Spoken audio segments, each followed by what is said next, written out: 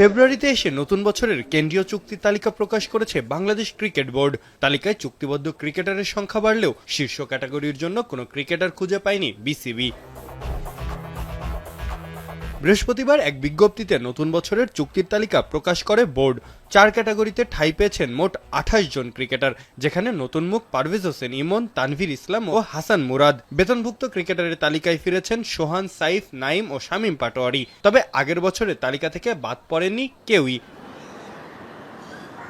সর্বোচ্চ এ প্লাস ক্যাটাগরিতে মাসিক 10 লাখ টাকা বেতন ধরা হলেও এই তালিকায় নেই কোনো ক্রিকেটার। গেল বছর এই গ্রেডে পেসার তাসকিন আহমেদ থাকলেও এবার তার অবনমন হয়েছে। দ্বিতীয় সর্বোচ্চ এ ক্যাটাগরিতে রয়েছেন তিনি। তার সঙ্গী 3 সংস্করণের 3 অধিনায়ক নাজমুল হোসেন শান্ত, লিটন দাস ও মেহেদী হাসান মিরাজ। ম্যাচ ফি ও অন্যান্য ভাতা ছাড়াও মাসিক 8 লাখ করে বেতন পাবেন তারা। সবচেয়ে বেশি ক্রিকেটার ঠাঁই পেয়েছেন 6 লাখ টাকা বেতনের ক্যাটাগরি বিতে। এখানে অভিজ্ঞ মুশফিক, মমিনুল, মুস্তাফিজদের পাশাপাশি রয়েছেন নাহিদ রানা, রিশাদ, হাসান মাহমুদরাও।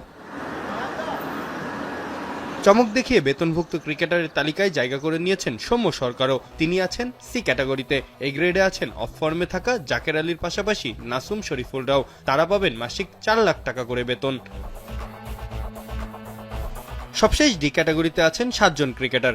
দীর্ঘদিন পর কেন্দ্রীয় চুক্তিতে ফেরা নুরুল হাসান সোহান, সাইফ হোসেন, নাইম হাসানরা আছেন এই ক্যাটাগরিতে। প্রথমবার বিসিবির কেন্দ্রীয় চুক্তিতে জায়গা পাওয়া পারভেজ হোসেন ইমন, তানভীর ইসলাম, হাসান মুরাদদেরও ঠাঁই হয়েছে এই ক্যাটাগরিতেই।